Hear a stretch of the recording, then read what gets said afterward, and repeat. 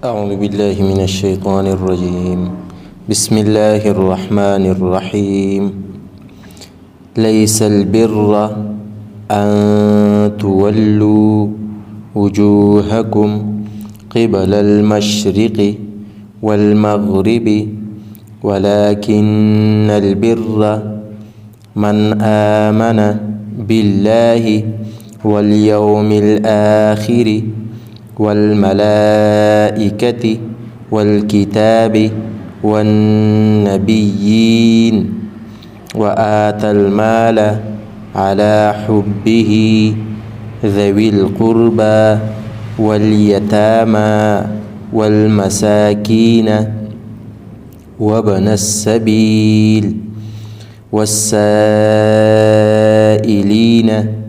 وفي الرقاب وأقام الصلاة وآتى الزكاة والموفون بعهدهم إذا عاهدوا والصابرين في البأساء والضراء وحين البأس أولئك الذين صدقوا وأولئك هم المتقون.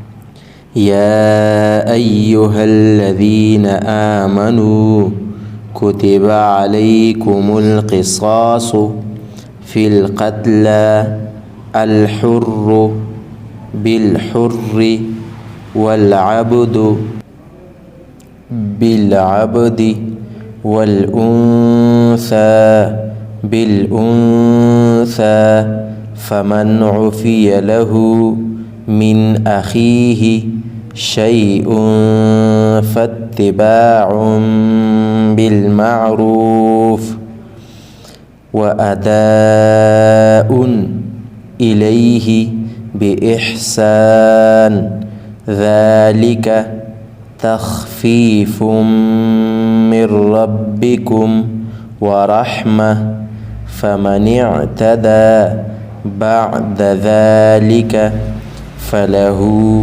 عذاب أليم. ولكم في القصاص حياة يا أولي الألباب لعلكم تتقون.